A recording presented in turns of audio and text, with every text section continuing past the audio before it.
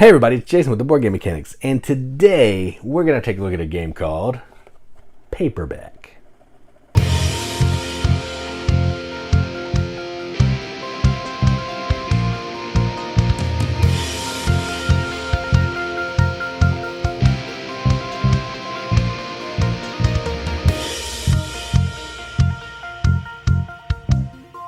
Paperback is a game designed by Tim Fowers, published by Fowers Games, his own company, so self-published.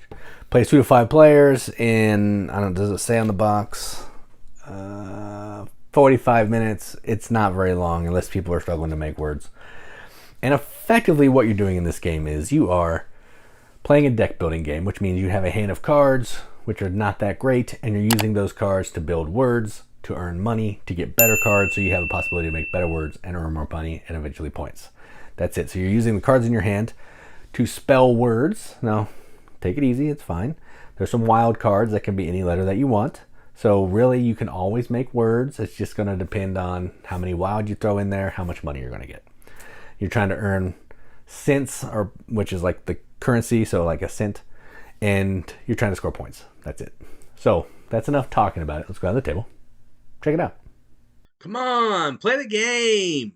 All right, so here's a game of Paperback, all set up for 2 players. To set up, you're going to give each player a starting deck, which will have 5 wilds, which look like this.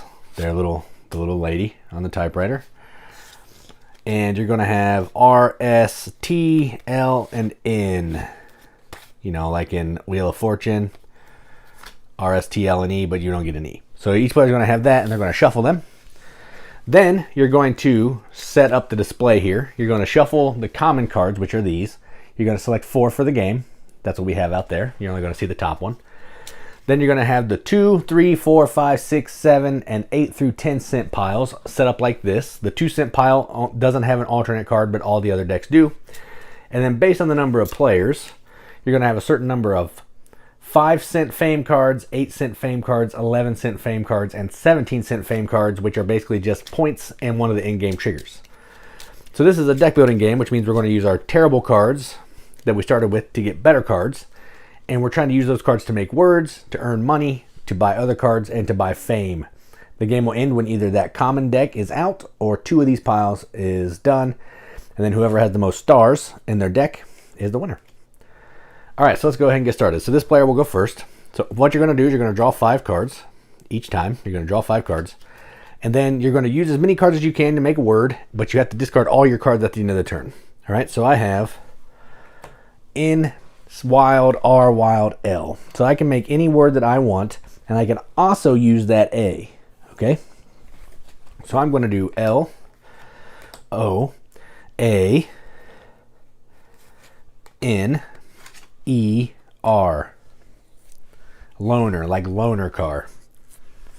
All right, so that is my word. So for every word you use in your letter, including that one, you get money. So I'm going to get 1, 2, 3, 4 cents to buy new cards. Wilds do not produce money. All right, so I can buy any combination of cards that I want. But I think what I'm going to do is I'm going to buy this one, an AR. I take it, it goes to my discard pile, and then I will be drawing up 2 5 cards in my next round. And now there's new cards available. All right, these cards are not worth points. They're just going to help you. The common cards are worth points, and these cards are worth points. So you're trying to, have the most points as you go. Then this player's going to draw 5.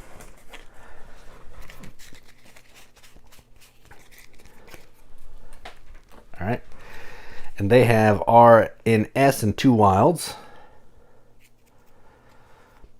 Let's see if I can spell some stuff. R, A, I, S, I, N. Raisin. All right, so I use the common letter, so I have 1, 2, 3, 4 cents, just like the other player did. And I'm going to take the A and the I. Okay, so I get 2 of these. These cards are nice. They help you make words, but they're one-time use, and then they're gone. All right, back to this player. They're going to draw 5 cards, which is the rest of their cards, because you have a deck of 10 to start. And I have 3 wilds, an S and a T, and an A. So all I care about is using the A. The wilds don't matter to me right now, because I want to make a 7-letter word. If I can make a 7-letter word, then I can take this letter into my pile and it's worth 5 points. But even using all these letters, I can only make 6. So I'm just going to make S-A-T, and that'll be sat. So I'll make sat, that's 3 cents, and I'll go ahead and take the E and the N. That goes into my pile, my discard. Now, I'm out of cards, so I shuffle my whole entire deck. So I'll have the new cards that I bought, and then I'll be drawing 5 up when it's my turn. So this player takes 5. And they will be making a word too. So they're going to have a T-A-L-L-Y, and then a wild that they're not using. So they have tally, and that'll be 1, 2, 3 cents, and they will just take an O, and that's that. And then they will shuffle, and we'll move on to the next player's turn. All right, so we'll draw 5. 1, 2, 3, 4, 5. Still have no good cards, so let's see. Let's do L-A-S-T-E-D. Again, those aren't going to give me extra points. They're just going to help for the letter count. So lasted, I could just do last. We'll just do last, that's fine. So I have last, because I don't get points for these. So I get 4 cents. Let's take the N and the G. That'll be helpful. All right, and some of the cards have special abilities. You can see the text. If you use that in your word, you get to do what the special ability says. 1, 2, 3, 4, 5. All right.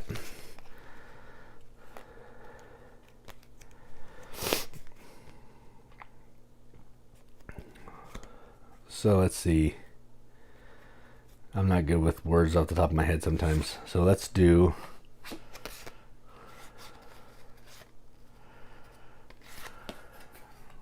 R-A-N,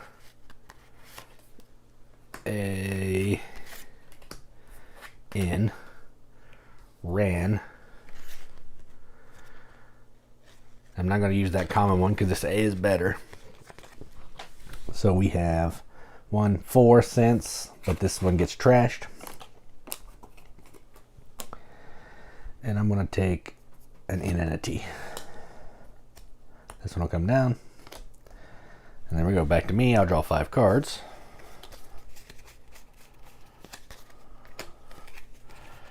Oh, here we go. Here we go. Here we go.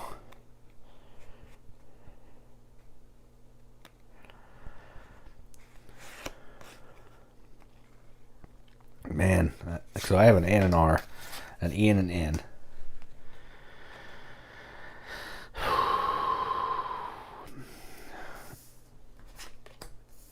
Let's see if I can build a word. Rent.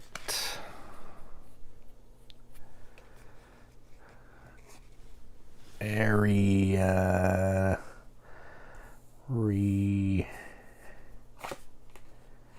Ugh, these double words are hard to get at the same time.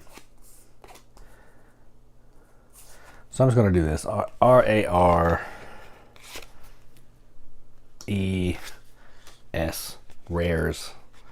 So that'll give me 4 cents. I'll take an M. I don't want any more double letters because yuck. All right, then back to this player. They have some good stuff.